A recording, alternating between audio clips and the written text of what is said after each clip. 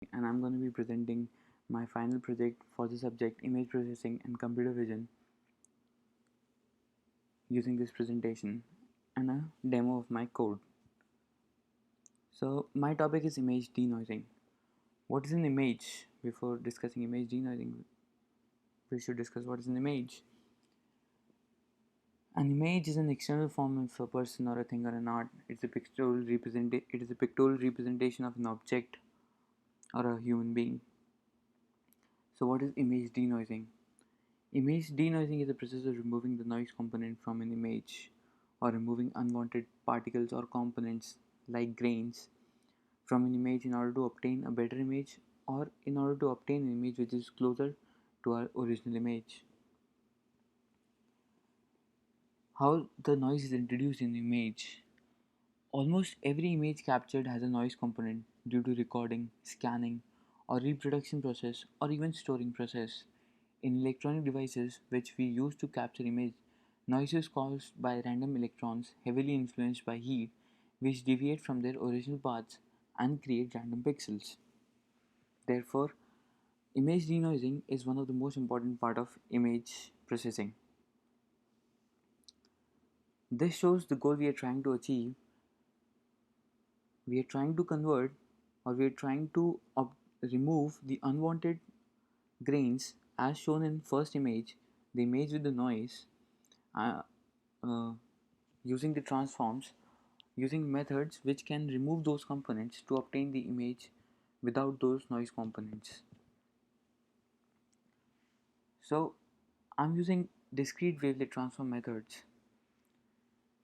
So what is the discrete wavelet transform methods? The discrete wavelet transform methods provides a multi-resolution representation of a representation using a set of analyzing functions that are derived and translated from old methods used.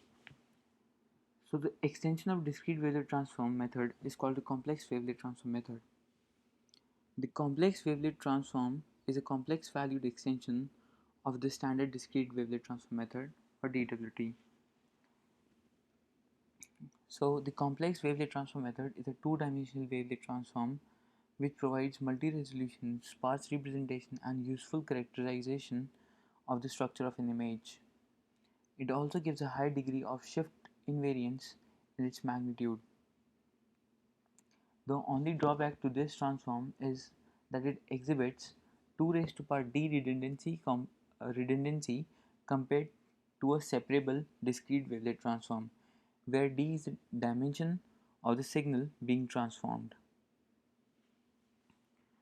I'm going to be using two methods. The first one is dual tree complex discrete wavelet transform method, and the second is double density dual tree complex discrete wavelet transform method. So we're going to be discussing both the methods one at a time. So what's dual tree complex discrete wavelet transform method? The dual tree complex wavelet transform calculates the complex transform of a signal using two separate DWT decompositions. Let's say one is tree A and the other is tree B. If the filters used in one are specifically designed different from those in the other, it is possible for one DWT to produce the real coefficients and the other can produce the imaginary coefficients. This redundancy of two provides extra information for analysis but at the expense of extra computational power.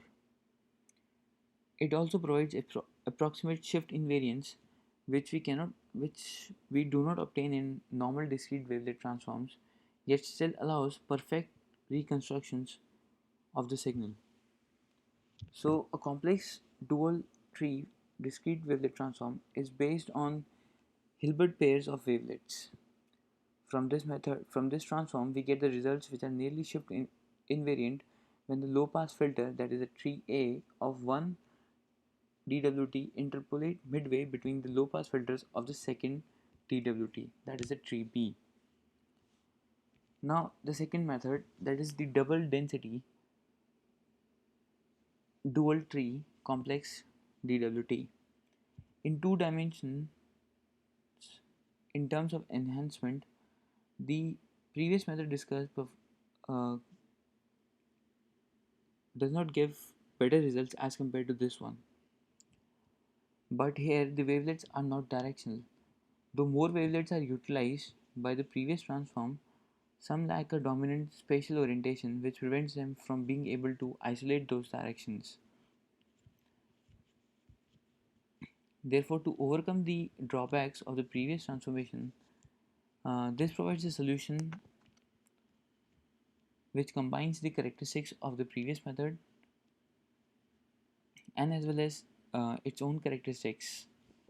This transform is based on two scaling functions and four distinct wavelets, each of which is specifically designed such that two wavelets of the first pair are offset from one another by one half, and the other pair of wavelets form an approximate Hilbert transform pair. This transform is four times expensive. One of the wavelets can be interpreted as a real part and the other can be interpreted as the imaginary part of each of the for each of the wavelet directions by applying four double density discrete wavelet transforms in two dimensional in parallel with distinct filters sets for the rows and columns which transform this transform can be implemented. Then the sum and the difference of the sum band images is carried out, which gives you the output image. What is the basic difference between these two methods? They both have very different filter bank structures, and the dual tree transform can be interpreted as a complex valued wavelet transform, which is used for signal modeling and denoising. So, so for the dual tree discrete wave transform, there are few degrees of freedom for design, while for the double density discrete wave transform, there are more degree of freedom for design. The dual tree discrete wave transform can be used to implement two-dimensional transforms with directional wavelets, which is highly desirable for image processing.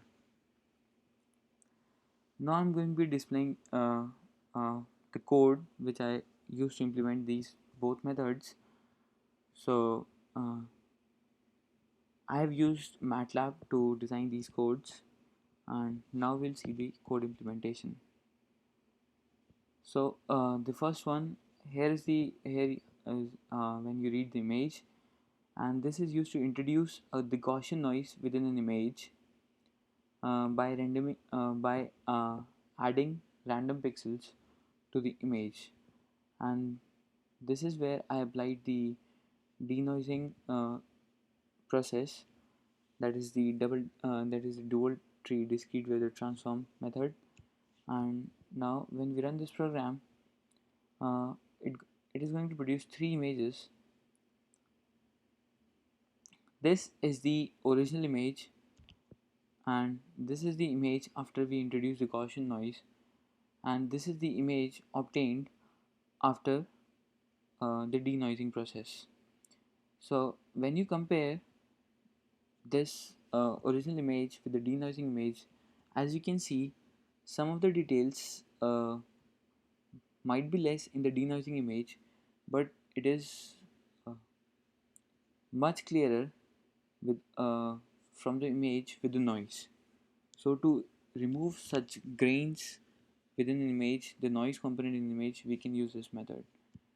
So now I'm going to be displaying the second is the same, that is how the noise is introduced and how uh, then the second method is applied and it produces the uh, image without the noise. This is the original image and this is the denoised image. You can compare it also from the noisy image. uh, when the transform is applied to the noisy image, it produces the denoised image, and as you can see, the denoised image do not have the grain components. Moving back to the presentation, The performance of both the image denoising methods can be compared by comparing their uh, peak signal to noise ratio value of each method. So, as the noise increases, the double density complex discrete value transform gives better results than the dual tree method. So, as you can see, this is the signal to noise ratio within the original image, and this is the when we introduce a noise component. As you can see, the more you introduce noise components, there is more fluctuation in the peak signal to noise ratio. And after obtaining the denoise signal, you can see the noise component removed. It's not same as the original image, but it is much better than the noisy signal. As our daily components are susceptible to noise, this is what this the second part is what you generally get. And to obtain the denoise image, you have to apply image processing or these transforms I discussed to obtain a better image.